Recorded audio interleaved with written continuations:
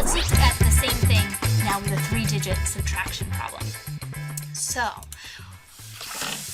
let's look at same numbers, 245. Now we're going to say minus 89. So again, we have 245. And we're not going to necessarily model that second quantity, but we're going to talk about taking it away. So first off, we know that we're going to need to take away 100. So this is going to be removed. I'm going to put this actually right here. If we want to look at our removed quantities later, it's over here. So that is taken away. We want to take away 8 tens. Well, we have a problem because we only have 4. We can take 4 of them away, but we're still going to have 4 more that we need. So in order to get that, we need to regroup our 100. We need to create some more tens. So this is worth 10 sticks. 1 flat is 10 sticks. So let me get 1, 2, 3, 4, 5, 6, 7, 8, 9, 10. So here we go. Make sure I actually got the right amount. 1, 2, 3, 4, 5, 6, 7, 8, 9, 10. Good. It's a good thing I dropped that one. So this gets exchanged, regrouped. Now I have 10 tens. This guy goes away. He's been exchanged. So I wanted to take away 8 tens. That's now something I'm able to do. I have the 4 that I originally had, and now I can take away those 4 more. So 80 total goes away to our takeaway section. And then we need to remove 9 ones. Well, again, we have a problem. I only have 5. I can take away the 5 ones, but I'm still going to have 4 more that need to be taken away. So this guy needs to be regrouped. So again, of course, I decided to put it on the floor right before I had to get all these ones. 2, 4, 6, 8, 9, 10. All right, so this guy is going to be regrouped into 10 ones. Going to put him in here. Now I can take away those original 5 and the 4 more that I needed. So these are the 9 that I wanted to take away. It's going to go into our takeaway pile. This takeaway pile is now worth 189. That's what's in there. We've taken it away. Well, what's left over? We have 1, 2, 3, 4, 5 tens. And 1, 2, 3, 4, 5, 6 ones. So the answer is 56. 5 tens, 6 ones, 56. So again, you'll see up on your screen a picture of what this looks like if we solve it as a representation, meaning as a drawing. It translates, it ends up giving us the same exact solution, except it can all be done on paper.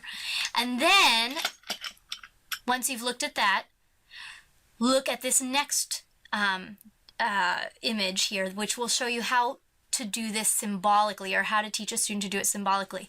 The numbers get written in expanded form. It models exactly what we had here, the 2 hundreds, the 4 tens, and the 5 ones, and then taking away the 100, the 8 tens, and the 9 ones.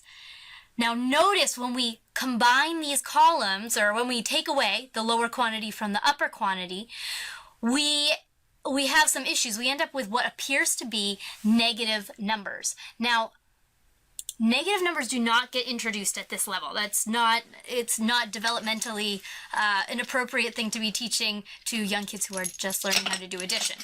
So what that really means to a student, to you might look at that and see negative 40 or negative 4. What that means to a student is, this is how many more I still need to take out of my original answer. I took away what I had. Like if I had these 5, like originally we had 5 ones and we needed to take away 9. Well, I can take away the 5 ones, but I'm still 4 short. That's what that negative 4 means to them, or the minus 4. It's really more of a, I have 4 more I need to subtract. So make sure that if you are going to work on this with your student, or if you're helping them with their homework and they don't understand what that means, save yourself the energy and don't call it a -4 because that's a little much. Say, we have 4 more that needs to be subtracted, or we have 40 more, 4 tens more that we need to subtract. And when we do that problem out, the partial differences, we get the same solution. We get the 5 tens and the 6 ones.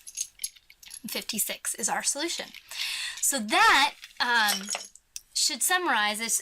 Kind of step back and look at what we did. We talked about how we could use 10 frames for addition and subtraction, very basic addition and subtraction. Once we get to more complicated levels, we want to use, or more digits really, that's the problem. We want to use base 10 blocks because it gives us more flexibility. And then it gets to the point that you see some of those diagrams, they start to look very chaotic. And anytime that a model or a method starts to look more chaotic than helpful, probably means that it's time to move on to the next level of the next strategy, I should say. And partial sums and partial differences, that symbolic method, that's the next step. And then if you want to, if you feel like your child would benefit from learning the traditional algorithms, or if the teacher is going to add that into the end, which might be a little different how each person focuses in on those traditional algorithms, it's important to try to build the foundation first and then add that as the end cap, like the end piece of your what you've been building, the understanding that you've been building. Say, okay, now here's a shortcut way. This might be a shorter way to be able to answer it. So that summarizes what we're going to talk about for Chapter 5.